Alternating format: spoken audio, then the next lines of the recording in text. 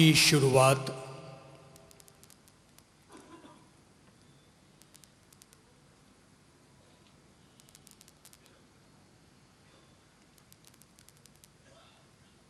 एक ऐसे व्यक्ति के जीवन के साथ करूंगा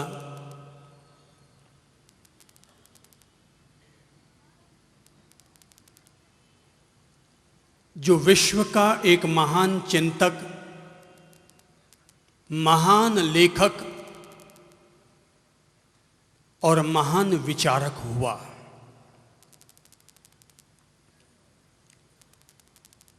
काफी लोग उस व्यक्ति के नाम से परिचित होंगे।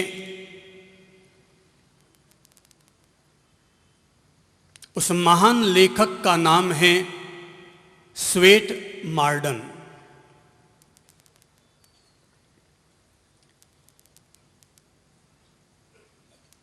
बात तब की है जब उसके भीतर किसी लेखक, विचारक या चिंतक का जन्म नहीं हुआ था।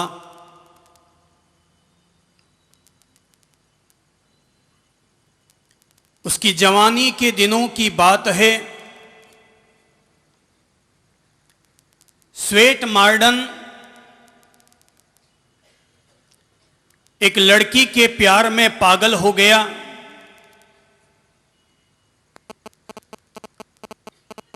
लड़की से वो इतना ज्यादा प्रेम और मोहब्बत करता था कि उसके बिना जीना उसके लिए दूभर हो गया।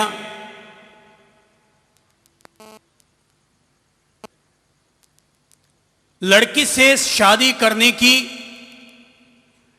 कई तरह की तमन्नाएं उसने अपने मन में संजो ली, कई तरह के सपने देख लिए, लेकिन संयोग ऐसा घटित हुआ कि लड़की उसके साथ दगा दे गई और लड़की ने किसी और लड़के के साथ शादी कर ली। स्वेट मार्डन अपनी प्रेमिका के द्वारा इस तरह से विश्वासघात दिए जाने को बर्दाश्त न कर पाया। उसकी यादों में उलझा हुआ उसने सिगरेट पीना शुरू कर दिया, और न केवल सिगरेट पीना शुरू किया बल्कि बेइंतहा शराब की बोतलें भी गिटकानी शुरू कर दी। न अब उसका पढ़ाई में मन लगता, न किसी काम में। रात दिन वो एक ही टेंशन में घिरा हुआ रहता, और वो अपनी लड़की, अपनी प्रेमिका की याद में कि वो मुझे दगा क्यों दे गई जबकि मैं उससे इतना प्यार और मोहब्बत करता था। शराब में डूबा रहता। दिन में उसे रोटी न भाती और रात को बराबर नींद न आती। हर समय उस लड़की के याद में खोया रहता। उसने लाख कोशिश की मगर वो अपनी प्रेमिका को अपने दिल और दिमाग से न निकाल पाया। इस तरह दिन पर दिन बीतते गए। तकरीबन 2 साल के बाद अचानक जब अल सुबह वो जग कर के उठा तो अखबार पढ़ने के लिए बैठा, और जैसे ही अखबार पर नजर पड़ी तो पहले पेज को देखते ही चौंक पड़ा, क्योंकि पहले ही पेज पर उस युवक का चित्र छपा हुआ था जिस युवक ने उसकी प्रेमिका के साथ शादी की थी। और उस युवक का चित्र एक फांसी के फंदे पर लटका हुआ था। उसने ध्यान दिया, अखबार पर ध्यान दिया, नाम पढ़ा तो पाया कि वास्तव में ये तो वही युवक है। आगे की न्यूज पढ़ने लगा, और जब आगे की न्यूज पढ़ने लगा तो देख करके और चौंक पड़ा, क्योंकि न्यूज में लिखा हुआ था इस युवक ने अपनी पत्नी के चिड़चिड़े स्वभाव से परेशान होकर, अपनी पत्नी के क्रोधी और गुस्सैल स्वभाव से परेशान होकर इसने खुदकशी कर ली, आत्महत्या कर ली। जैसे ही उसने ये समाचार पढ़ा वो झट से पास में ही चर्च में गया, और चर्च में जाकर स्वेट मार्डन ने श्री प्रभु के सामने अपने घुटने टेकते हुए और हाथों को आसमान की ओर उठाते हुए कहा, हे प्रभु, मैं सोचता था कि तू मेरा ख्याल नहीं रखता, पर आज मैं दिल से तुम्हें साधुवाद देता हूं, लाख लाख शुक्रगुजारी अदा करता हूं इस बात के लिए कि अच्छा हुआ तुमने मेरी शादी उस लड़की के साथ न करवाई, किसी और के साथ करवा दी। आज अगर मेरी शादी उस लड़की के साथ हो चुकी होती तो आज अखबार में फोटो उस युवक का नहीं, बल्कि आज अखबार में फोटो मेरा छपा हुआ होता। दुनिया में कौन आदमी ऐसा है जिस आदमी को अपनी जिंदगी में इस तरह की दिक्कतों का सामना न करना पड़ता हो। हर किसी व्यक्ति को अपनी जिंदगी में दिमागी बोझिलता, दिमागी अशांति, मानसिक अशांति का जिंदगी में हजार हजार दफा सामना करना पड़ता है। अगर किसी भी व्यक्ति को बाहर से देखा जाए तो हर आदमी किसी टीवी चैनल पर न्यूज पढ़ने वाले व्यक्ति की तरह हर समय बाहर से यूं मुस्कुराता हुआ नजर आता है, लेकिन बाहर से मुस्कुराता हुआ नजर आने वाले व्यक्ति के भीतर न जाने दिमाग में कितनी तरह की अशांतियां, कितनी तरह के उलझने आदमी के दिमाग में उलझी हुई रहती है। एक मकड़ी के जाले में क्या उलझती होगी, उससे कहीं हजार गुना ज्यादा आदमी का दिमाग 100 तरह की सरपच्चियों से, 100 तरह की माथा पच्चियों से हर समय घिरा हुआ रहता है। एक महिला कहने के नाम पर सामायिक लेकर बैठी है, कहने के नाम पर एक व्यक्ति मंदिर में खड़ा होकर ईश्वर की पूजा और इबादत कर रहा होता है, लेकिन सामायिक में बैठने वाली महिला से पूछो तो बताएगी कि कहने के नाम पर तो वो आसन लगाकर बैठी है, सामायिक का व्रत धारण किया हुआ है, लेकिन उसका दिमाग न समता में है न शांति में। हर महिला का दिमाग विषमता में उलझा हुआ रहता है। हर महिला 100 तरह के जंजालों में अपने मन और दिमाग को उलझाए रखती है। एक व्यक्ति जो मंदिर में पूजा कर रहा है, एक व्यक्ति जो मस्जिद में इबादत कर रहा है, एक व्यक्ति जो चर्च में प्रार्थना कर रहा है, लेकिन उस प्रार्थना, इबादत, पूजा करने वाले व्यक्ति के दिमाग की अगर ECG करवा दी जाए तो पता चलेगा कि हर आदमी दिमाग से कितना उलझा हुआ है। आज की तारीख में आदमी शरीर से बीमार कम है, दिमाग से बीमार ज्यादा है। शरीर से बीमार कम है, दिमाग से बीमार ज्यादा है। हर आदमी उलझा हुआ है। 100 तरह के उधेड़ बुनों में हर आदमी उलझा हुआ है। याद रखना भाई बहनों, मानसिक शांति, मानसिक खुशहाली से बढ़कर इंसान के जीवन का और कोई स्वर्ग नहीं होता। अगर किसी भी व्यक्ति को स्वर्ग का दरवाजा अगर कहीं से खोलना है तो मन की शांति से ही इंसान के लिए स्वर्ग का दरवाजा ओपन होता है, खुलता है। शांति में ही समता समाई है और शांति में ही सामायिक धर्म छिपा हुआ है। मन की शांति में ही इंसान के जीवन का स्वर्ग है और मन की शांति में ही इंसान के जीवन का बैकुंठ है। शांति में ब्रह्मा समाये हैं तो शांति में ही विष्णु समाहित रहते हैं और शांति में ही महादेव व्याप्त रहते हैं। शांति में महावीर का मौन छिपा है और शांति में ही मीरा की पाजेब की घुंघरू छिपे हुए हैं। लोग शांति पाने के लिए ही मंदिर जाते हैं, शांति पाने के लिए ही तीर्थ यात्रा करते हैं और शांति पाने के लिए ही कई लोग गलत रास्तों को अपनाते हुए, कुछ लोग गुटखा खाते हैं, कुछ लोग तंबाकू चबाते हैं, कुछ लोग जर्दा खाते हैं, कुछ लोग पीते हैं। अगर गुटखा खाने वाला व्यक्ति अगर हर 1 घंटा में गुटखा खाने की आदत है और जैसे ही 1 घंटा बीतेगी उसका दिमाग अशांत होने लगेगा, उसका दिमाग उलझनों से घिरने लग जाएगा, और जब तक वो 1 गुटखे का पाउच और न खा ले तब तक उसका दिमाग अनकंट्रोल हो जाता है। उसे लगता है कि अब अगर गुटखा न खाया तो, जैसे मरने वाले व्यक्ति को लगता है कि अगर 1 सांस और न मिली तो, ऐसे ही गुटखा खाने वाले व्यक्ति को अगर 1 पाउच और न मिला तो, जर्दा खाने वाला व्यक्ति सुबह 4 बजे उठेगा तो भी क्या करेगा? बादाम खाने वाला जमाना गया। तांबे के लोटे में रात भर रखा हुआ पानी पीने वाला जमाना गया। अब जमाना आ गया जिनकी चाय पीने की आदत होती है उनको बिस्तर बाद में छूटता है, पहले 1 कप चाय चाहिए। और जिनको जर्दा खाने की आदत है, जब तक वो जर्दा लगा करके फाकी न मार ले उनको क्या नहीं होता है? वो भी नहीं होता है। बोले कि निवृत्त हो आए, बोले पहले खाऊं तो निवृत्त हूं। आदमी उलझ गया है, जर्दा खाओ तो लगेगी, भाई चाय पियो तो लगेगी।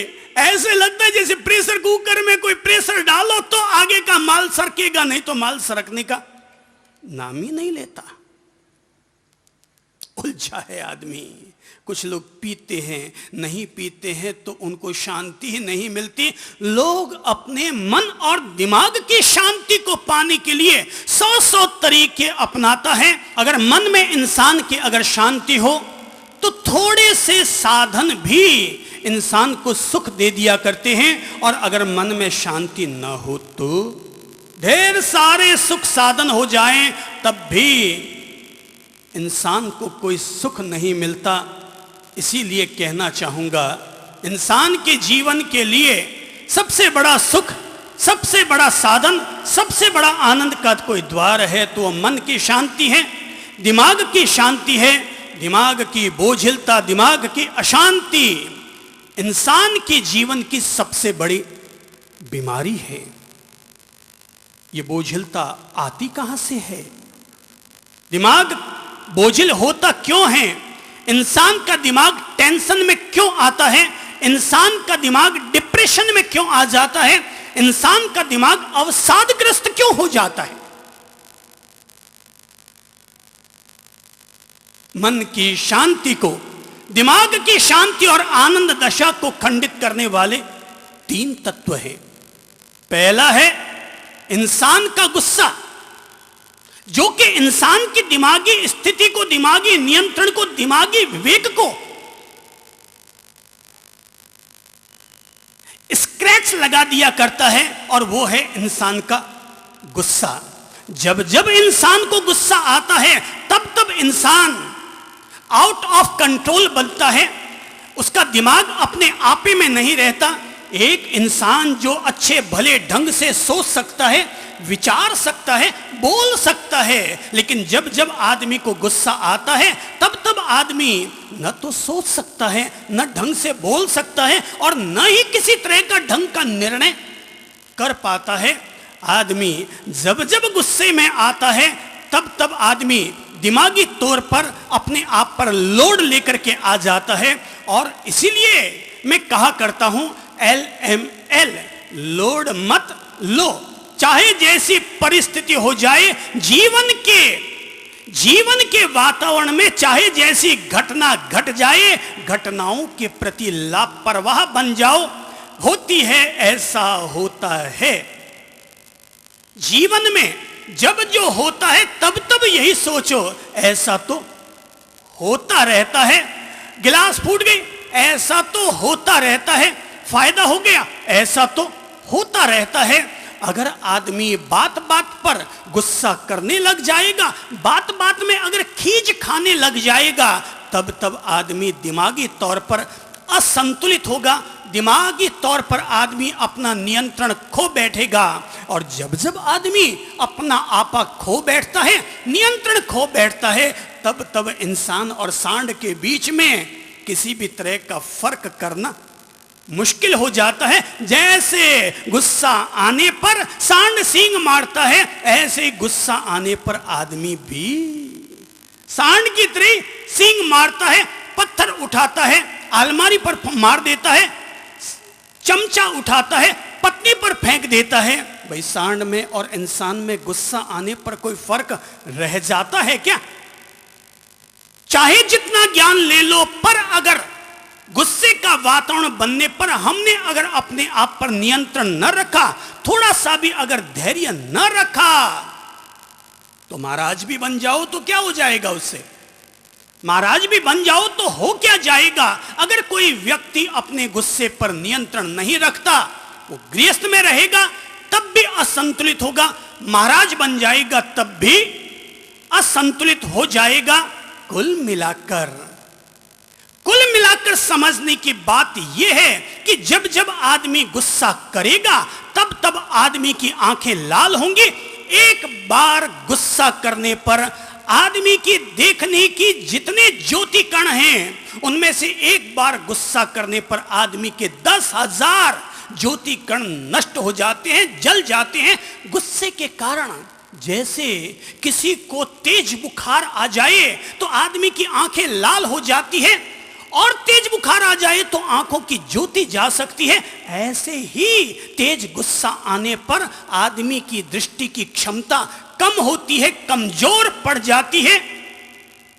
गुस्सा ज्यादा करोगे, मेमोरी पावर वीक होगा। गुस्सा ज्यादा करोगे, बुद्धि की क्षमता दुर्बल होती चली जाएगी। गुस्सा ज्यादा करोगे तो हार्ट अटैक भी हो सकता है। अगर कोई व्यक्ति बीपी की गोली रोजाना खाता है, अच्छा होगा वो व्यक्ति बीपी की गोली खाए या ना खाए, उससे पहले एक दवा अपने जीवन के लिए जरूर अख्तियार कर ले, और वो दवा ये है कि मैं बीपी की गोली खाऊं या ना खाऊं, पर आज के बाद कभी गुस्सा नहीं करूंगा। इधर कोई आदमी शुगर का, इंसुलिन का इंजेक्शन खाता रहे और रोजाना शाम को 4 रसगुल्ले टिकाता रहे, तो आप क्या कहेंगे कि भाई ऐसा बेवकूफी का काम क्यों करते हो? इंसुलिन का इंजेक्शन सुबह शाम खाते हो और रात को सोने से पहले 4 रसगुल्ले भी टिकाते हो।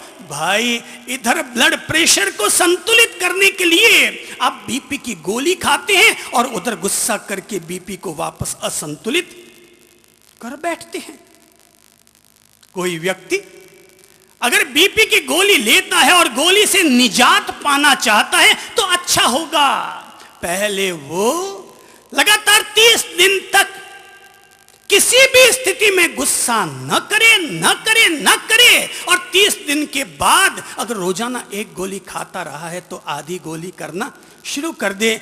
30 दिन तक गुस्सा छोड़ो, आधी गोली कम हुई, 2 महीने के लिए गुस्सा छोड़ो, 1 गोली कम हुई, जिंदगी भर के लिए गुस्सा छोड़ो, जिंदगी भर के लिए गोलियों से मुक्त हुए। गुस्सा अगर करोगे, एक मां अगर तेज गुस्से में अपने बच्चे को दूध पिला दे, तो उसकी छाती से निकला हुआ दूध नहीं रहता, बल्कि वही दूध जो मां की छाती से निकल कर आता है, वही दूध बच्चे के लिए जहर बन जाता है। दिमाग का असंतुलन इंसान के शरीर पर प्रभाव डालता है, और गुस्से के रूप में जब जब इंसान असंतुलित होता है, उसका पहला प्रभाव दूसरों पर पड़ता है, बाहर वालों पर पड़ता है। अच्छा होगा भाई लोगों, याद रखा करो कि जो काम सुई से निपट सकता हो, जो काम सुई से निपट सकता हो, उस काम के लिए कभी भी तलवार मत चलाओ। जो काम सुई से निपट सकता हो उसके लिए तलवार मत चलाओ। जो काम रुमाल से निपट सकता हो उसके लिए रिवॉल्वर मत चलाओ। जिस बात को तुम तैश में आकर कहते हो, अगर उसी बात को प्रेम से कहना शुरू कर दो तो जिंदगी में कभी टेंशन नहीं होगा। जिस बात को तैश में आकर कहते हो, अरे भाई लड़ना थोड़ी है, अगले का माथा थोड़ी फोड़ना है, प्रेम से कह दो ना, जो तुम्हें अच्छा नहीं लग रहा है तो कह दो, बेटी ने गलती की आपको बुरा लग रहा है तो भाई कह दो ना, मना किसने किया। पर इसके लिए आग बबूला होने की जरूरत है, क्योंकि जब जब व्यक्ति आग बबूला होगा, दिमाग गया काम से, बीमारी बढ़ेगी, ब्लड प्रेशर हाई लो होना शुरू हो जाएगा, ब्रेन हैमरेज हो सकता है।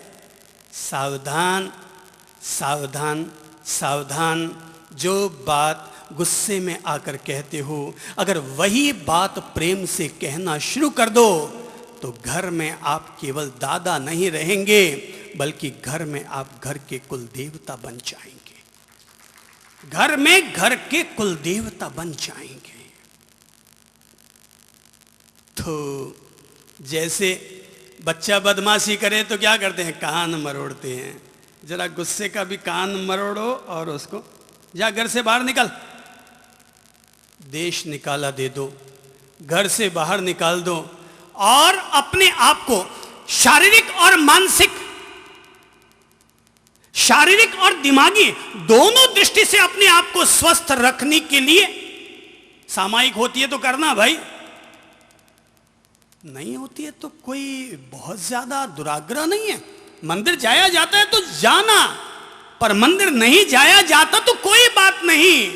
इधर तुम सुबह सुबह मंदिर जाते हो और इधर घर आते ही हो हल्ला करते हो। भाई साहब, मंदिर जाने से पहले हो हल्ला छोड़ो, और अगर हो हल्ला नहीं छोड़ सकते तो कृपा करके कल से मंदिर मत जाओ, क्योंकि तुम मंदिर को बदनाम करते हो। लोग कहते हैं बड़ा टीका निकाल के आया है, और 1 मिनट तो इसे शांत रहा नहीं जाता, 2 मिनट तो चुप रहा नहीं जाता। भाई, अपने नेचर के कारण भगवान को क्यों बदनाम करते हो? अपने उग्र नेचर के कारण भगवान को क्यों बदनाम करते हो? शांत शांत शांत, दिमाग को असंतुलित मत होने दो। नंबर 1। नंबर 2, जो हमारी मानसिक शांति और दिमागी शांति को खंडित करता है, पहला है गुस्सा और दूसरा है चिंता। पहला है गुस्सा, दूसरा है चिंता। गुस्सा हमेशा बाहर दुष्प्रभाव डालता है और चिंता आत्मघातक हथियार है। यह दूसरे पर कुल्हाड़ी नहीं चलाती, चिंता हमेशा खुद पर कुल्हाड़ी चलाती है, अपने ही पांव पर कुल्हाड़ी चलाती है। हालांकि आज हम जो बातें करेंगे वो बातें चिंता को हटाने की बातें होंगी, पर मैं इतनी सारी बातें बताने के बावजूद कह देना चाहूंगा कि हर आदमी बहुत ध्यान से इन बातों को सुने। 70 से 80% हर कोई व्यक्ति अपने जीवन में चिंता और तनाव से मुक्त हो जाएगा। हालांकि 100% की गारंटी नहीं देता, क्योंकि दुनिया में ऐसा कोई व्यक्ति है ही नहीं जिस व्यक्ति को अपनी जिंदगी में कभी कोई चिंता या तनाव ना हुआ हो। अरे भाई, अगर कोई महिला एक धार्मिक महिला भी है ना, और आज अगर उपवास किया है तो उसको आज भले दिन भर निश्चिंतता का बीता, पर रात आएगी उससे पहले ही चिंता सवार हो जाएगी, कल सुबह पारने में क्या क्या बनाना है। चिंता के बिना तो आदमी जिंदा नहीं रह सकता, लेकिन 80% आदमी चिंताओं से मुक्त हो सकता है। जन्म से लेकर मृत्यु तक हर आदमी को कोई न कोई चिंता सवार रहती है। आदमी पैदा होता है तो सबसे पहले बच्चे को स्कूल जाने की चिंता शुरू हो जाती है। स्कूल जाना शुरू करता है तो परीक्षा की चिंता शुरू हो जाती है। परीक्षा देकर के आ जाता है तो नई चिंता आगे बढ़ जाती है। परीक्षा तो दे आया, कितने % मार्क्स आएंगे, फेल होऊंगा कि पास होऊंगा, कहां तक पहुंचूंगा। परीक्षा देकर आते हो, स्कूल जाते हो तो रोज रोज पढ़ने की चिंता, पढ़ाई कर चुके तो परीक्षा की चिंता, परीक्षा देकर आ गए तो अगले 1.5 महीने तक परीक्षा का परिणाम क्या आएगा उसकी चिंता, और आगे बढ़ गए। कॉलेज की चिंता, कॉलेज में एंट्रेंस प्रवेश पाने की चिंता, कॉलेज में पढ़ा के तैयार हो गए तो नौकरी की चिंता, नौकरी अगर मिल गई तो बीवी लाने की चिंता। कि अब कहीं से कोई एक लड़की मिल जाए और शादी कर लूं। और व्यक्ति अगर शादी कर ले तो टाबर नहीं होते, टाबर करने की चिंता, टाबर हो गए तो अब उनको पढ़ाने लिखाने की चिंता, टाबर बड़े हो गए तो अब उनके लिए बहू लाने की चिंता। अब बहू कहना नहीं मानती तो अब उसकी अलग चिंता, बुढ़ापा आ गया तो बुढ़ापे की चिंता, बुढ़ापा आ गया तो बीमारी की चिंता, बीमार पड़ गए तो चिंता कि स्वस्थ होऊंगा कि बीमार रहूंगा। और अगर बीमारी में भी आदमी पड़ा रहता है तो मौत की चिंता, मौत अगर आ भी जाती है तो इस बात की चिंता कि मर के स्वर्ग जाऊंगा कि नरक जाऊंगा, स्वर्ग जाऊंगा कि नरक जाऊंगा। भाई लोगों, चिंता को छोड़ो। अगर मर करके कहीं चले भी गए तो स्वर्ग में अगर चले गए तो अच्छी बात है, क्योंकि स्वर्ग पाने के लिए आपने ढेर सारे धर्म कर्म किए थे। और अगर नरक में चले भी गए तो कहां चिंता। अरे दुनिया में बहुत सारे अभिनेता, बहुत सारे नेता जिनके साथ फोटो खिंचवाने के लिए तुम आगे दौड़ते थे, दो जूते खाते थे, वो बहुत सारे पहले ऊपर पहुंचे हुए हैं। वहां जाना, फोटो खिंचवाना, ऐश करना। जन्म से लेकर मरने तक आदमी के साथ चिंता लगी रहती है। चिंता रहती है दो बातों की, या तो अगर कुछ घट गया है, कुछ घटित हो गया है तो बीती बातों को ले लेकर के चिंता कि मेरे साथ ऐसा हो गया, मेरे साथ ऐसा हो गया। बीती बातों को याद कर करके आदमी चिंता में पड़ा रहता है। शादी नहीं की तो चिंता थी, अब शादी हो गई तो चिंता है। तलाक नहीं लिया तो चिंता है, तलाक ले ली तो चिंता है।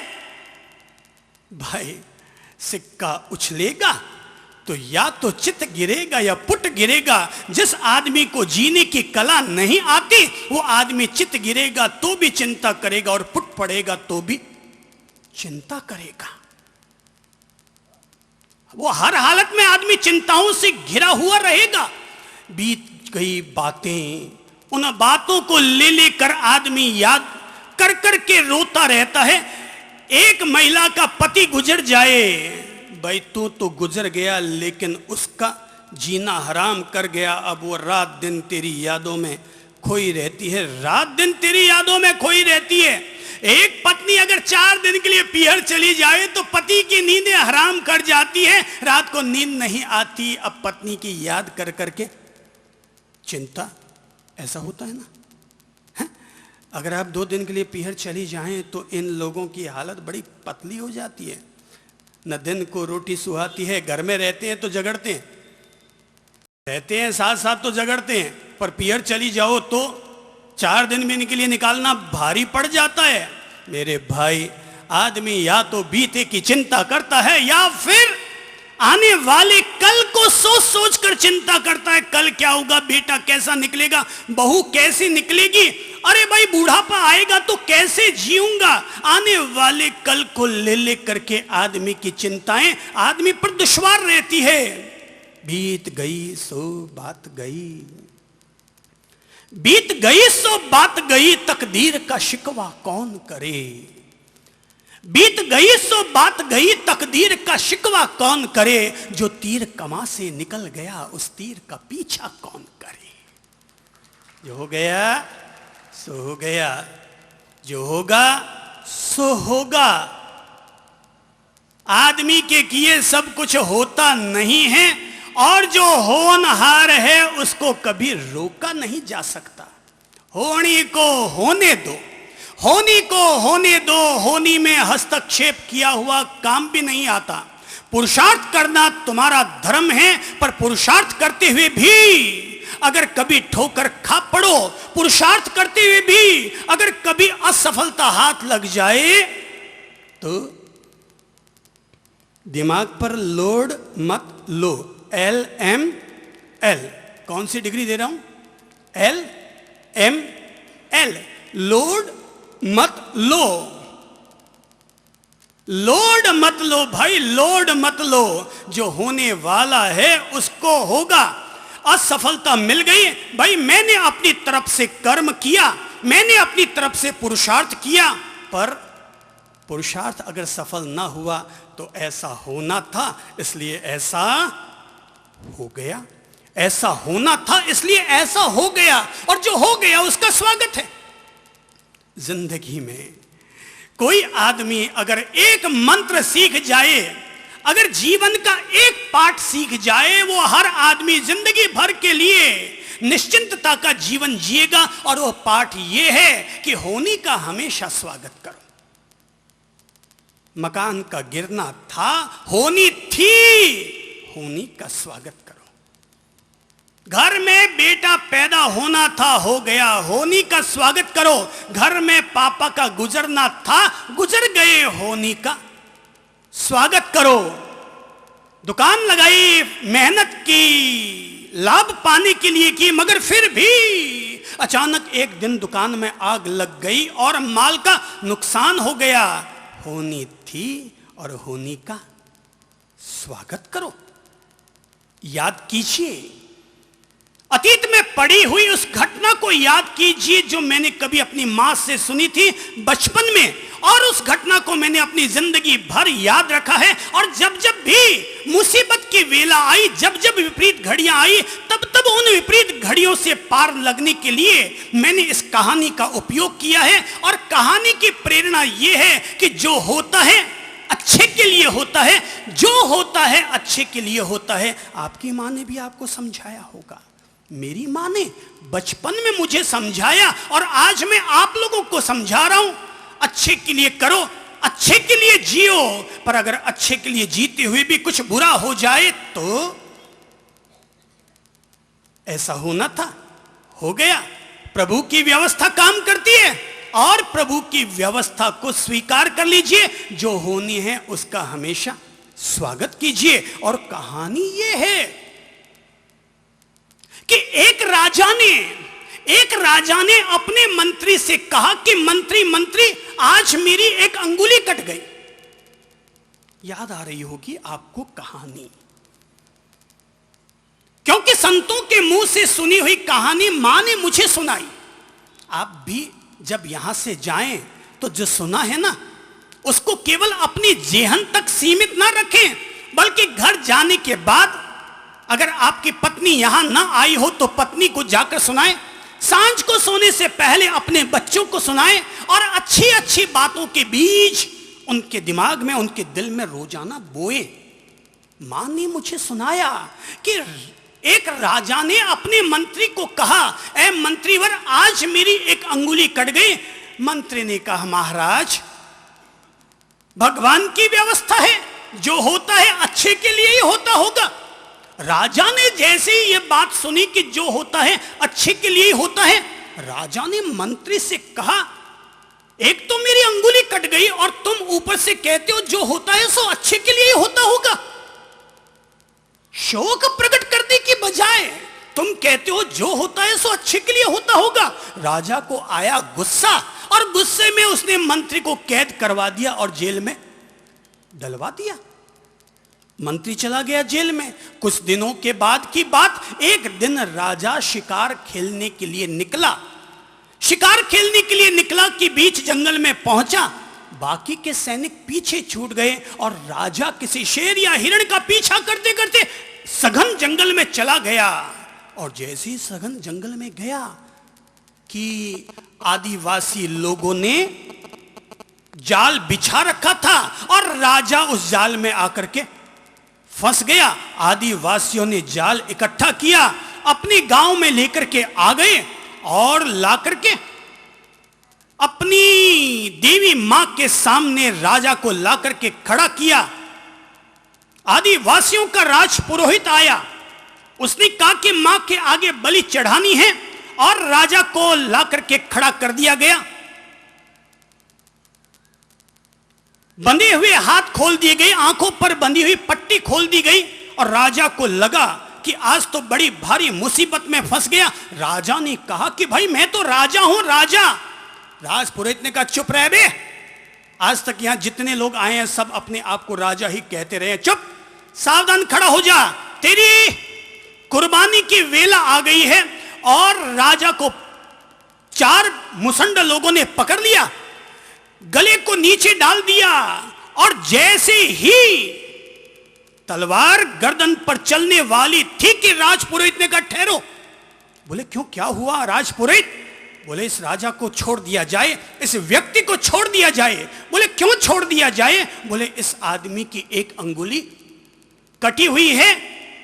अगर किसी भी व्यक्ति का कोई भी अंग क्षत विक्षत होता है, उस व्यक्ति की बलि देवी मां स्वीकार नहीं करती। इस व्यक्ति को छोड़ दिया जाए। राजा को छोड़ दिया गया, राजा को छोड़ दिया गया और राजा चला आया सीधा अपने राजमहलों में। और आते ही सबसे पहले मंत्री के पास पहुंचा और जाकर के कैद खाने से मुक्त किया और कहा कि मंत्री, तुमने ठीक कहा था कि जो होता है सो अच्छे के लिए होता है, जो होता है सो अच्छे के लिए होता है, जो होता है उसमें प्रभु की व्यवस्था काम करती है। तुमने ठीक कहा था। अरे अगर आज अंगुली ना कटी होती तो मेरी तो बलि हो चुकी होती। मंत्री को बाहर निकाल दिया गया और जैसे ही राजा ने मंत्री को बाहर निकाला कि राजा ने कहा, भाई मंत्री, एक बात समझ में ना आई। अरे मेरी अंगुली कटी सो मैं तो बच गया, पर एक बात बताओ कि मैंने तुम्हें 15 दिन तक यहां पर कैद करके रखा, यह कौन सा अच्छे के लिए हुआ? मंत्री मुस्कुराया और कहने लगा, महाराज ये तो बहुत अच्छे के लिए हुआ। अरे आप अगर मुझे 15 दिन के लिए यहां कैद ना करते तो आप शिकार में जाते तो आपके साथ मैं भी आपके साथ ही जाता, और जब मैं आपके साथ जाता अपन दोनों पकड़े जाते। महाराज आपकी अंगुली कटी थी सो आप तो बच जाते, पर बलि का बकरा मैं बन जाता।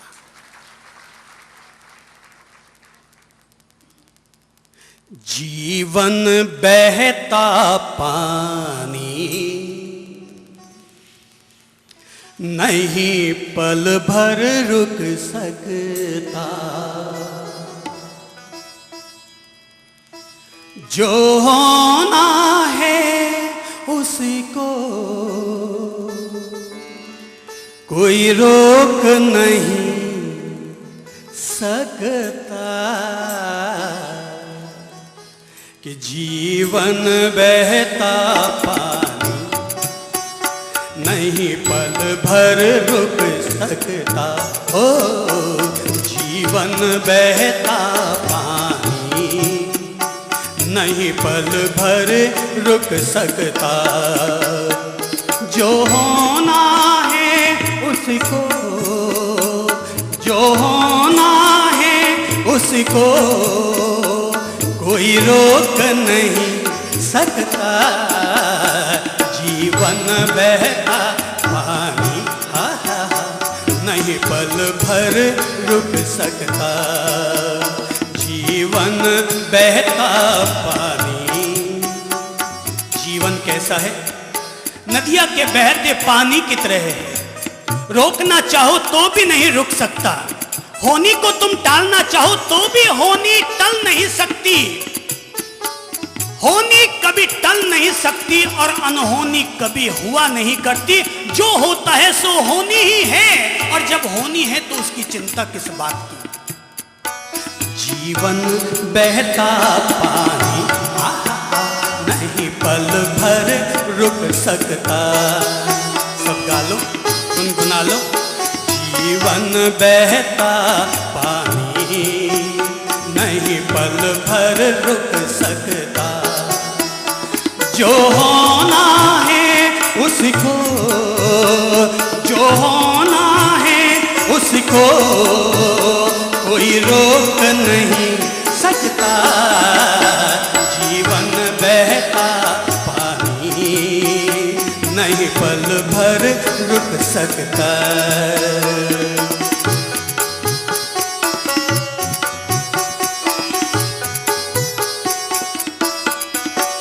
जब हुई बीमारी तो डॉक्टर को बुलवाया। थोड़ी सी बीमारी होती है और आदमी 1 मिनट भी अपना धैर्य नहीं रख पाता। थोड़ा सा जुकाम हुआ, बोले गोली खाओ। सर में थोड़ा सा दर्द हुआ कि बोले गोली खाओ। अरे भाई, महात्मा गांधी ने भी गोली खाई थी, सो आज तक याद रखते हैं। महात्मा गांधी ने भी गोली खाई, सो आज तक याद रखते हैं। 3 गोली में ढेर हो गए, तुम अपने आप को क्यों ढेर करते हो? गोली मजबूरी का नाम है, गोली मजबूरी का नाम है। जब जब लगे बीमारी आ गई, तब सबसे पहले टेंशन फ्री हो जाओ और किसी चंद्रप्रभ के गीतों के 2 बोल सीडी ऑन कर दो और उसमें डूबते चले जाओ। जैसे जैसे उसमें डूबोगे, दर्द भूल जाओगे और दिल में उतर जाओगे।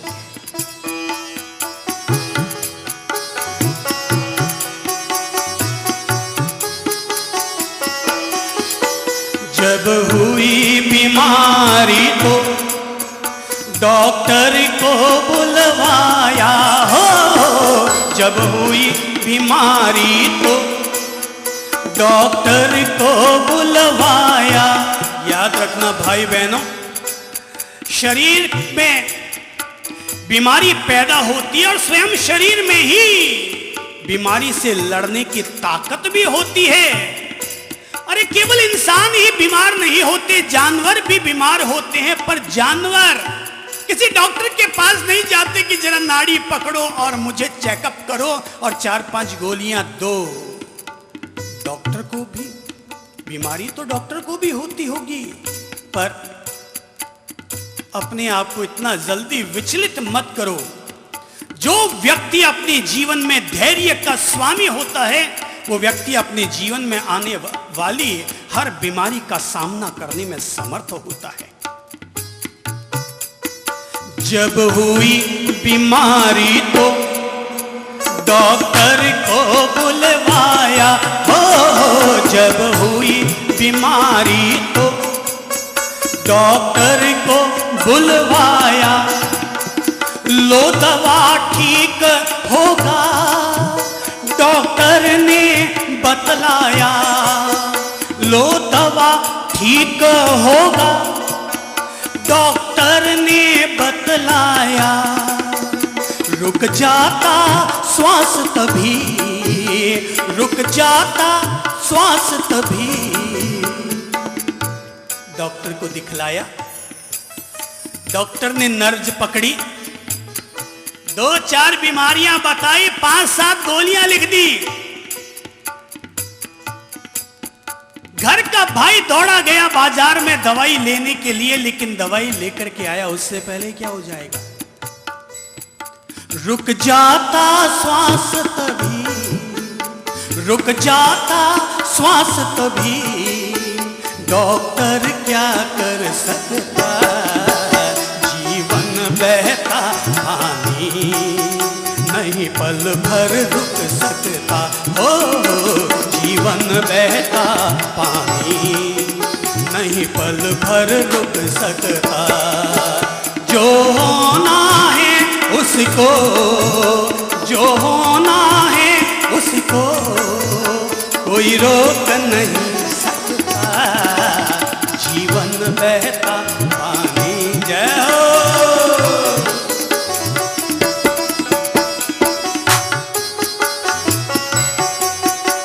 हर किसी इंसान को जीवन में कुछ आए कि ना आए, पर एक चीज जरूर आनी चाहिए, और वो है मस्ती लेनी। और कुछ आए कि ना आए, पर मस्ती लेनी जरूर आनी चाहिए। मस्ती में ही महावीर का मौन छिपा है, और मस्ती में ही मीरा का एक तारा।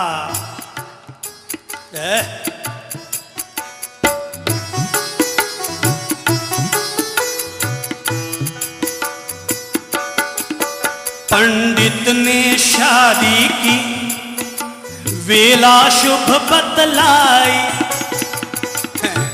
पंडित ने बहुत सारे मुहूर्त बताए होंगे। अरे हर आदमी जब भी शादी करता है सारी कुंडलियां मिला मिला के लाता है, मगर दुनिया में आज तक किसी भी पति पत्नी के बीच में संतुलन कभी नहीं बैठा। अरे भाई, संतुलन बैठेगा कहां से? 2 में से एक साइकिल का चक्का है और दूसरा ट्रैक्टर का चक्का है, तो बैलेंस होगा कहां से? जब पंडित ने शादी की वेला शुभ बतलाई, हो पंडित ने शादी की वेला शुभ बतलाई, सज धज करके दुल्हन वर मंडप में आई, सज धज करके दुल्हन वर मंडप में आई, पड़ जाता दिल दौरा, पड़ जाता दिल दौरा, पंडित क्या कर सकता, जीवन बहता पानी है हो, नहीं पल भर रुक सकता, जीवन बहता पानी नहीं पल भर रुक सकता, जो होना है उसको, जो होना है उसको, जो होना है उसको कोई रोक नहीं सकता, जीवन बहता पानी नहीं पल भर रुक सकता। हनुमान जी क्या करते थे, याद करो, हनुमान जी क्या करते थे, बैठे बैठे दिन भर कुछ नहीं करते, केवल एक ही काम करते दिन भर,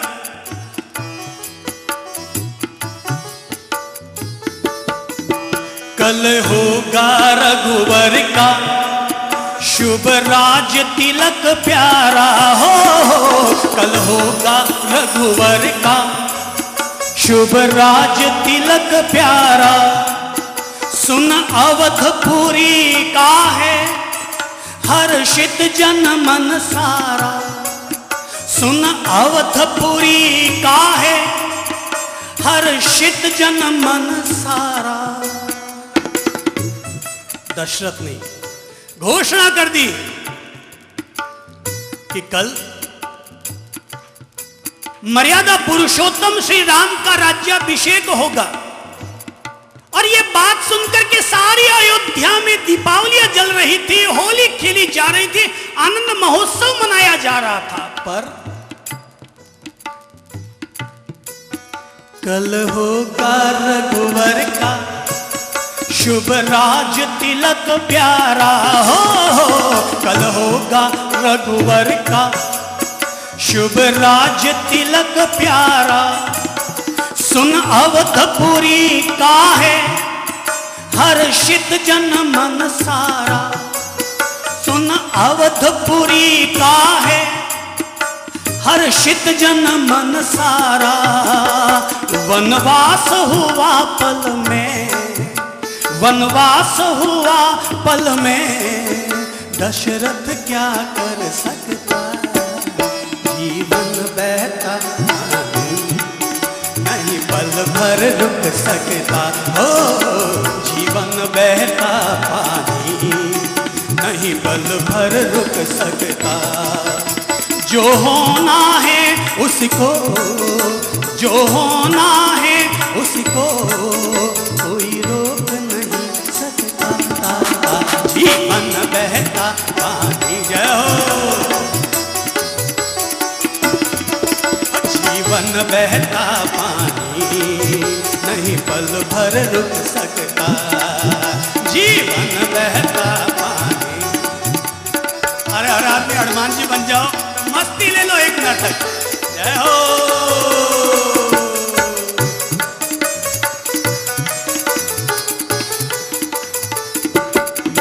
जीवन बहता पानी जय हो, नहीं पल भर रुक सकता, जीवन बहता पानी नहीं पल भर रुक सकता, जो होना जो होना जो होना है उसको, जो होना है उसको। सबको याद हो गया है, सबको याद हो गया है। ये जीवन की गीता का पाठ है। अजी बिगड़े हुए दिमागों में हम खुशियों के लक्ष्य हैं, बिगड़े हुए दिमागों में हम खुशियों के लक्ष्य हैं। हमें पागल ही रहने दो, हम पागल ही अच्छे हैं।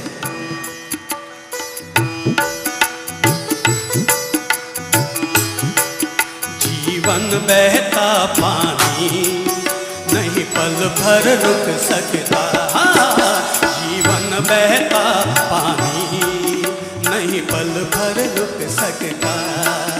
जो होना है, जो होना है, जो होना है, उसको कोई रोक नहीं सकता।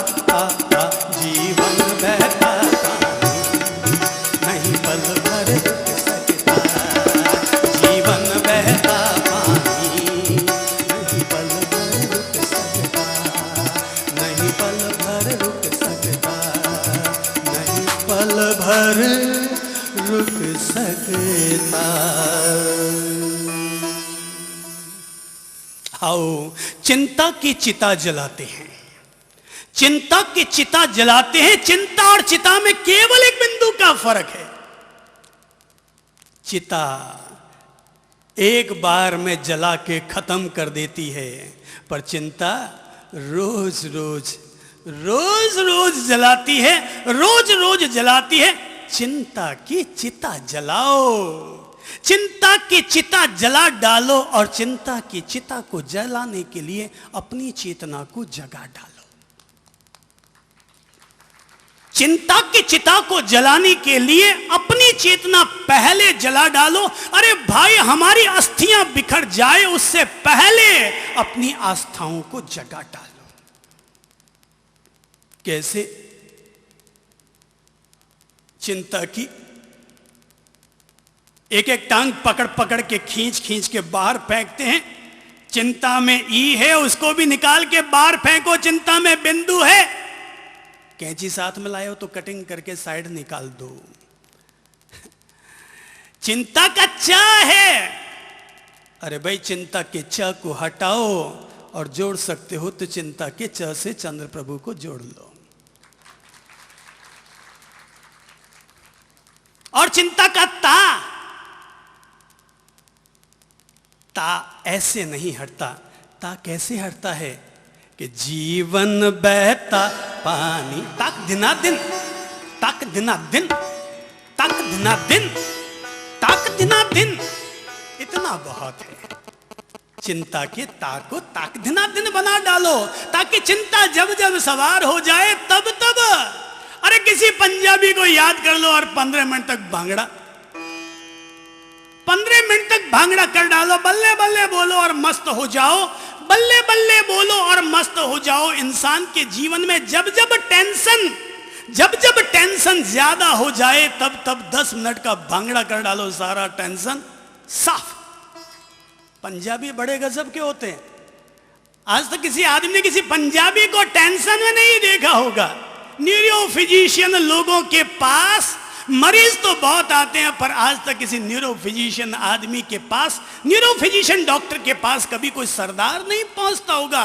क्योंकि सरदार जानता है जब जब टेंशन आ जाए 10 मिनट घरवाली को साथ लो और मस्ती से बल्ले बल्ले करना शुरू कर दो और सारा टेंशन वेंशन साफ। 10 मिनट तक। अरे भाई मैंने घरवाली लिया तो हंसते क्यों? घरवाली के बिना थोड़ी निकलते हो। कहीं भी जाते हो घरवाली को साथ लेके जाते हो, मंदिर जाते हो साथ लेके जाते हो, हनीमून मनाने जाते हो तो साथ लेके जाते हो, अकेले थोड़ी जाते हो। तो बल्ले बल्ले भी साथ साथ, हम सब साथ साथ हैं, हम सब साथ साथ हैं। 10 मिनट का भांगड़ा कर लो, टेंशन वेंशन सब साफ हो जाएगा। टेंशन वेंशन को हटाना है, सरदार जी बन जाओ। रोजाना 15 मिनट के लिए हर आदमी को सरदार जी बन जाना चाहिए। सरदार बड़ा जबरदस्त आदमी है। दुनिया में जितने चुटकुले सरदारों पर बने हुए हैं उतने चुटकुले किसी पर बने हुए नहीं है। और सरदार की जाति भी बड़ी गजब की है। अपने आप को मूर्ख कहलवाती है और अपने आप में मस्त रहती है। तुम हमें मूर्ख मानते रहो और हम मस्त बने रहेंगे। अरे बिगड़े हुए दिमागों में हम खुशियों के लच्छे हैं, बिगड़े हुए दिमागों में हम खुशियों के लच्छे हैं। हमें पागल ही रहने दो, हम पागल ही अच्छे हैं। हर हाल में मस्त रहो, हर हाल में मस्त रहो। दुनिया में जितने भी शब्द हैं उन शब्दों के आगे अगर आ लग जाए तो दृश्य के आगे अ लग जाए तो क्या बन जाएगा? क्या बन जाएगा? अदृश्य अरे किसी भी शब्द के आगे आ लगा दो तो अर्थ उल्टा हो जाता है, पर केवल दुनिया में सरदार ही ऐसा शब्द है जिसके आगे अगर आ लगा दो तो डबल असरदार बन जाता है। केवल सरदार ही ऐसा शब्द है जिसके आगे आ लगा के देखो तो क्या बनता है? असरदार। हाँ, बाकी सब में उल्टे अर्थ होंगे, पर सरदारों का कमाल तो देखो। अरे सरदारों का कमाल तो देखो। अरे सोनिया गांधी पूरे देश में भटक भटक के वोट मांग के लाती है और देश पर राज मनमोहन सिंह करते हैं। क्या गजब की बात है। वोट तुम मांग के लाओ, मेहनत तुम करके लाओ, हम बेवकूफ बने रहेंगे जब तक वोट मांगते रहोगे, और जैसे ही वोट मंगा करके जीत के आ जाओगे हम कोई ना कोई टंगड़ी फंसा देंगे और अपना खूंटा गाड़ देंगे। चिंता मिट जाती है। हम जैसे लोग आ जाएं तो भी चिंता मिट जाती है। हम जैसे लोगों के साथ डूब जाओ तो भी चिंता और टेंशन साफ हो जाता है। भाई, अगर चिंताओं से, तनावों से, डिप्रेशन से मुक्त होना है, अभी कल ही एक बहन खड़ी थी जय, कल ही एक बहन खड़ी थी जय, बहन का नाम था जय। बोले 12 साल से डिप्रेशन में थी, 12 साल से डिप्रेशन में थी, 7 दिन से आपका प्रवचन सुन रही हूं, जीने का मजा ही अब कुछ और हो गया है। 7 दिन से आपका प्रवचन सुन रही हूं और जीने का मजा ही कुछ और हो गया। 12 साल से दवाइयां खा रही थी, 12 साल से दवाइयां खा रही थी। इनके पति गए दिल्ली और वहां से फोन कर रहे हैं, अरे गोली ले ली कि नहीं? तो इसने वापस कहा अब गोली लेने की जरूरत नहीं है, क्योंकि अब दूसरी गोली आ गई है। वो सामने बैठी है, वही बहन कल कह रही थी, वो सामने बैठी है जय, और वो जय बहन कल कह रही थी कि साहब अब गोली लेने की जरूरत नहीं है क्योंकि डिप्रेशन निकल गया। कौन सी बहन है वो? कौन सी बहन है वो जो कह रही थी कि 12 साल से गोलियां खा रही थी और 7 दिन में मेरी जिंदगी भर का डिप्रेशन चला गया। Thank you, sit down please.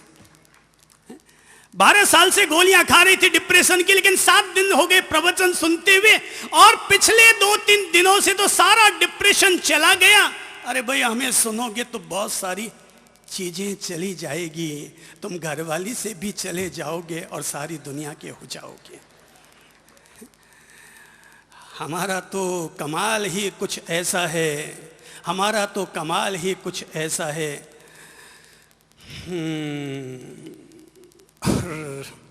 चलो थोड़ी थोड़ी अपनी चिंताओं को हटाते हैं, थोड़ा थोड़ा ताक दिन करते हैं, और अपनी चिंताओं को, अपने टेंशन को हटाने के लिए पहला गुर, पहला मंत्र, पहला जो दीप जला रहा हूं माचिस की तीली से, वो पहला दीप है।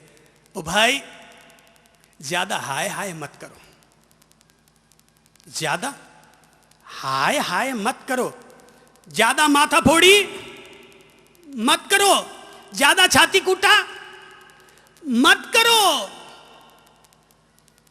भाई, मिर्ची कूटा खाओगे तो छाती जलेगी, पर छाती कूटा करोगे तो दिल और दिमाग दोनों जलेंगे। मिर्ची कूटा खाओगे तो छाती जलेगी, पर अगर छाती कूटा करोगे तो दिल और दिमाग दोनों जलेंगे। ज्यादा हाय हाय मत करो। लोग सुबह उठते हैं 6 बजे और रात को 12 बजे तक हाय हाय हाय करते रहते हैं। महिलाओं को देखो, टाबरों के लिए दिन भर हाय हाय हाय करती रहती है। ये बहनों, केवल तेरे ही टाबर हुए हैं क्या? हम क्या आसमान से टपक के आए क्या? हमारी में माँ के हम टाबर थे, और तुम्हारे टाबर तो बेचारे बहुत सीधे हैं। हम जिन माओं से पैदा हुए हैं ये सारे बड़े लोग जानते हैं अपन सब कैसे छाती कूटे थे। ये सब लोग जानते हैं कि अपन कैसे छाती कूटे थे, मगर फिर भी मां ने कभी हमें छाती कूटा समझा नहीं। छाती कूटे थे पर छाती कूटा समझा नहीं। एक तुम ही हो जो अपने बेटों बच्चों के लिए कहते हो पता नहीं कैसे कैसे टाबर पैदा हो गए, कहना ही नहीं मानते, ये नहीं करते, वो नहीं करते। तुम अपनी सासू का कहना नहीं मानते, वो तुम्हारा कहना नहीं मानते। छाती कूटा ट्रांसफर हो रहा है। हाय हाय मत करो, हाय हाय मत करो।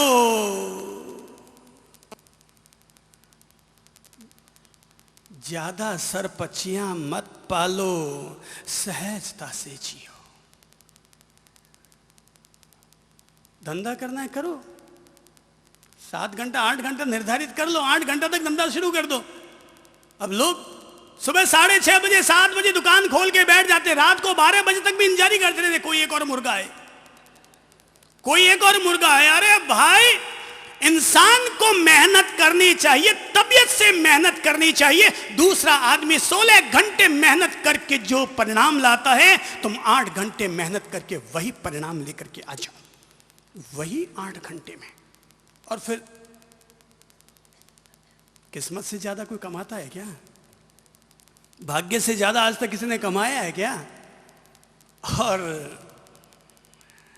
मुझे पता है कि अपनी किस्मत में जो होगा, दिन में 2 बजे भी दुकान खोल के बैठेंगे तो 2 बजे भी भगवान उसको भेजेगा, क्योंकि भगवान को वो ग्राहक भेजने ही पड़ते हैं जो ग्राहक मेरी किस्मत में लिखे हैं। जो ग्राहक मेरी किस्मत में लिखे हैं वो ग्राहक तो उसको भेजने ही पड़ेंगे। अरे उसको वो व्यवस्था करनी पड़ेगी, उस ग्राहक को वो स्वयं प्रेरित करेगा, जा भाई उस दुकान पर जा। वो 10 दुकानों में जाएगा पर 11वीं दुकान में आके दुकान माल खरीदेगा, और वो 11वीं दुकान आपकी होगी, किस्मत वाले की होगी। भाई ज्यादा हाय हाय मत करो।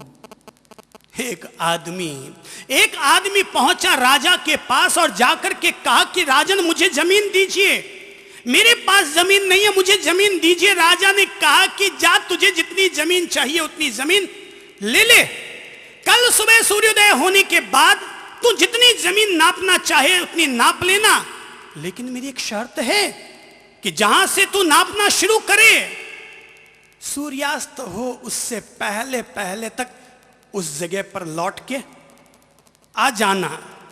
जिस जगह से तू रवाना होता है सूर्यास्त होने तक उस जगह पर वापस लौट के आ जाना। जा, तुझे जितनी जगह नापनी है नाप ले, मैंने तुझे दी। और आदमी सुबह की इंतजारी करता रहा, रात भर सोया नहीं, इंतजारी करता रहा, चिंता में पड़ा रहा, टेंशन में पड़ा रहा।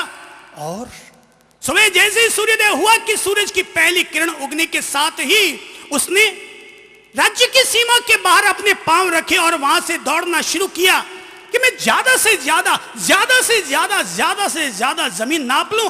दौड़ता गया, दौड़ता ही रहा, दिन भर दौड़ता रहा। सांझ को जहां जाकर ठहरा तो जैसे ही रुका कि उसे याद आया कि राजा ने कहा था वापस वहीं पर लौट के आ जाना जहां से तुम नापना शुरू करो। सूरज अस्त होने में आधा पौन घंटा बाकी। बोले मर जाऊंगा, कुछ नहीं मिलेगा। दौड़ना शुरू किया, इतना तेज दौड़ा, दौड़ते दौड़ते सांस फूल गया, पर फिर भी दौड़ता रहा और आखिर सांस फूलते फूलते जहां से वो दौड़ना शुरू किया था वहां आके पहुंच तो गया, लेकिन इतना सांस भर गया कि वहीं पर ढेर हो गया। आधे घंटे में सांस भी उखड़ गई।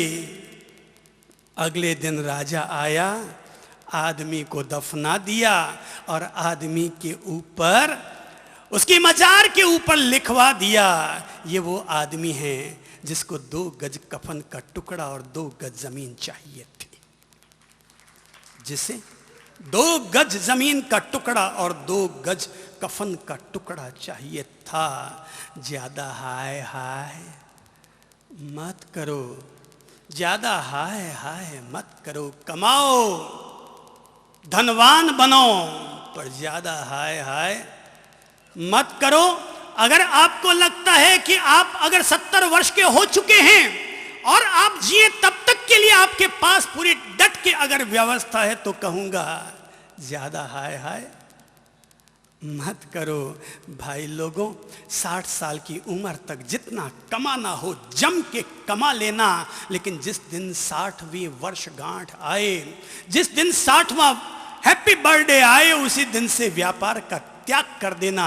अब केवल अपनी मस्ती के लिए जिएंगे, अब केवल प्रभु से प्रेम करने के लिए जिएंगे। धंधे के लिए जितना जीना था जी लिए, पैदा हुए, धंधा किया, पर धंधा करने के लिए ही तो पैदा नहीं हुए। धंधा सहयोगी है, व्यापार सहयोगी है, जरूर करो, पर केवल व्यापारी बन के ही मत मरो। नंबर 1 और वो पहला बिंदु है ज्यादा हाय हाय मत करो। नंबर 2, कल की चिंता मत करो। अगर करना है तो कल के लिए आज ही इंतजाम कर डालो। कल की चिंता मत करो, अगर करना है तो कल के लिए आज ही इंतजाम कर डालो। कल की चिंता, भाई याद रखना, जो चोंच देता है वो चुग्गा भी देता है। जो चोंच देता है वो चुग्गा भी देता है। आदमी सुबह भूखा उठता तो है, पर आज तक दुनिया में कोई भी आदमी भूखा सोता नहीं है। मैं पहले छोटा था तो सोचा करता था, भाई ये मंदिर का पुजारी है, केवल इसको 2000 रुपये महीने मिलते हैं, इसके 3 बेटियां हैं, ये बेचारा कैसे जिएगा, अपनी बच्चियों की शादी कैसे करेगा। पर मैंने देखा जब उसकी बच्चियां बड़ी हुई तो अपने आप भगवान के घर से किसी न किसी को प्रेरणा मिल जाती है, कोई न कोई सहयोगी बन जाता है, और तब एक गरीब पुजारी, गरीब घर में पैदा होने वाली 3 कन्याओं की शादी भी आराम और ठाठ से हो जाया करती है, आराम से हो जाया करती है। विश्वास रखो भाई, जो चौंस देता है वो चुग्गा भी देता है। आपको बताऊं महाराज लोगों की हालत, ये महाराजों को पता होगा, जब चौमासा करीब आता है ना तो सारे महाराज लोग टेंशन में आ जाते हैं, इस बात को लेकर के टेंशन में आ जाते हैं, भाई चौमासा करीब आ रहा है, चौमासा करने जाए कहां, चौमासा करने जाए कहां, कोई बुलाए। तो जब कोई नहीं बुलाता तो गोटियां फिट करनी पड़ती है, किसी को फोन करवाना पड़ता है, भाई हमारी भावना है इस बार उदयपुर में आने की, कोई देख लेना, कोई हो तो कर लेना, कुछ ऐसा कर लेना, कुछ वैसा कर लेना। हम लोग आने वाले कल की कभी चिंता नहीं करते। वर्तमान जीवी हैं, आज को जीते हैं। भगवान ने आज दिया है, आज का आनंद लेंगे, जो कल देगा वो कल की व्यवस्था भी देगा। जो आज देता है उस आज का आनंद देंगे, और जो कल देगा वो कल की व्यवस्था भी देगा। अब कोई जरूरी थोड़ी है कि कल हमारा कल बनेगा कि काल बनेगा, कल क्या होगा किसको पता। जो कल देगा वो कल की व्यवस्था देगा, जो चौमासा लाएगा वो चौमासे की व्यवस्थाएं भी फिट करेगा। लोग कहते हैं, पूछने लग जाते हैं कि भाई बाप जी अगला चौमासा कहाँ है? यार तू क्यों चिंता करता है यार। हमारी दुनिया में लोग 2 तरह की चिंता करते हैं, कुछ तो लोग अपने लिए चिंता करते हैं और कुछ लोग दूसरों की चिंता ज्यादा करते हैं। दूसरों की चिंता दुनिया में लोग ज्यादा करते हैं। बेटा रहता है परदेश में और माँ यहाँ बैठे बैठे चिंता करती है, मेरा बेटा कैसे जीता होगा, कौन उसको नाश्ता ढंग से बना के देता होगा। अरे भाई जीवन के लिए मंत्र ले लो, और मंत्र ये है, तू तेरी संभाल, तू तेरी संभाल। फिर ले लो दिमाग में, तू तेरी संभाल, छोड़ शेष जंजाल। तू तेरी संभाल, छोड़ शेष जंजाल। बाकी माथा फोड़ियों को छोड़ो, तुमसे तेरी ही निभ जाएगी, तुमसे तेरी ही पूरी खिंच जाएगी तो बहुत है। दुनिया की कहां संभालते रहें, दुनिया की कहां माथा फोड़ी में पड़े रहें। जो कल देगा वो कल की व्यवस्था भी देगा। भाई लोगों, ईश्वर पर हमेशा विश्वास रखना, ईश्वर पर हमेशा विश्वास रखना। ईश्वर हमें जन्म बाद में देता है, मां के आंचल को दूध से पहले भरता है। ईश्वर हमें जन्म बाद में देता है, मां के आंचल को दूध से पहले भरता है।